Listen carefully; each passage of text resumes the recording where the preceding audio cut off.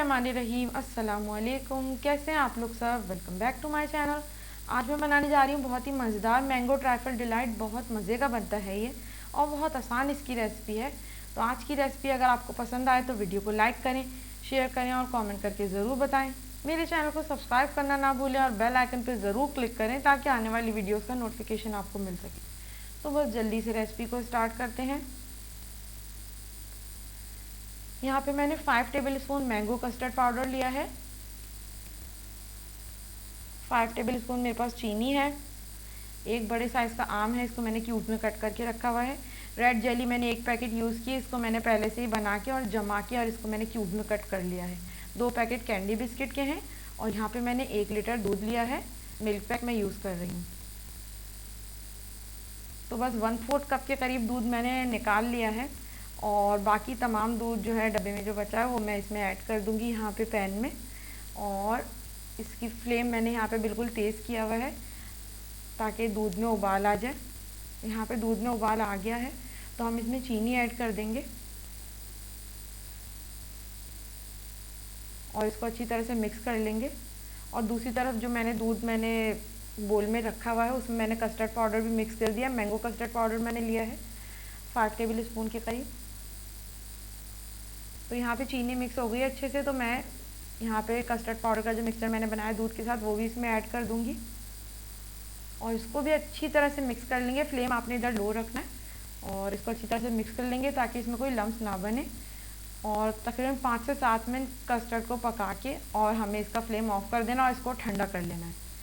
दूसरी तरफ मैंने बिस्किट्स का चूरा करके रख लिया है, चॉपर में मैंने चूरा किया है और यहाँ पे कस्टर्ड भी ठंडा हो गया है, तकरीबन 20 मिनट हो गए हैं। तो बस अब मैं यहाँ पे बिस्किट के जो चूरे की मैं इसमें एक लेयर लगा लूँगी डिश में और थोड़ा थोड़ा करके हम इसमें डालते जाएंगे। तो मैं यहाँ पे 2 लेयर इसकी लगाऊंगी। यहाँ पे देखिए इस तरह से इसको फैला के बिल्कुल हमें थोड़ा प्रेस कर लेना है और फिर हम इसमें मैंगो के क्यूब्स डाल देंगे जो हमने कट करके रखे हुए हैं। तो थोड़े थोड़े से आप करके डालें ताकि आपके लेयर्स में जो जितनी भी आप लेयर्स लगाएं उसमें ये पूरा हो जाए।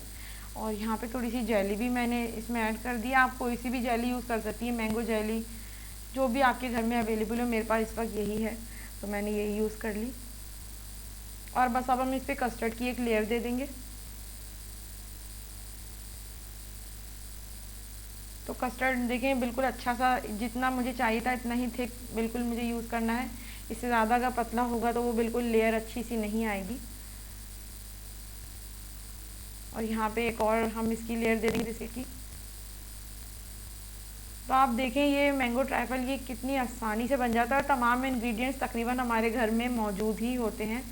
तो कोई इसमें बहुत ज़्यादा वो नहीं है, ये बहुत जल्दी बन के तैयार हो जाता है। और इसको आप जब भी बनाएं तकरीबन 1 घंटा पहले इसको बना के रखें अगर गेस्ट आने वाले हैं तो फिर इसको बिल्कुल ठंडा ठंडा सर्व करें।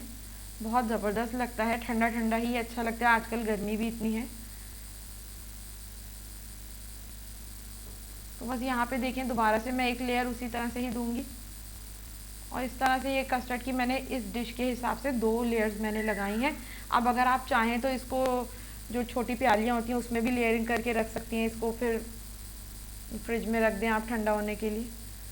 तो यहाँ पे जैसे ही इसकी एक बिल्कुल लेयर आ जाएगी तो बस हम इसको थोड़ा सा डेकोरेट कर देंगे, जिस तरह भी आप अपनी मर्ज़ी से इसको चाहें डेकोरेट करना।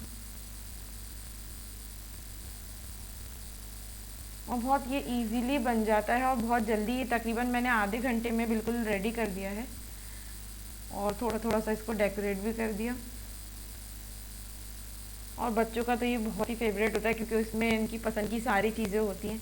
बिस्किट्स भी आ गए, जेली भी, मैंगो भी, सब चीज़ें उनकी पसंद की आ गई। और कस्टर्ड तो बच्चों का फेवरेट ही होता है। लेकिन जब भी आप इसको सर्व करें इसको ठंडा ही सर्व करें। और यहाँ पे जी देखें जो बचा हुआ बिस्किट का चूरा है वो भी मैंने साइडों में इसके डेकोरेट कर दिया और बहुत मज़ेदार ये बना है। तो आज की रेसिपी आपको कैसी लगी मुझे ज़रूर बताएं। वीडियो अगर पसंद आए तो वीडियो को लाइक करें, शेयर करें, कमेंट करना ना भूलें। अपना बहुत ख्याल रखें। Stay home, stay safe. अल्लाह हाफिज़।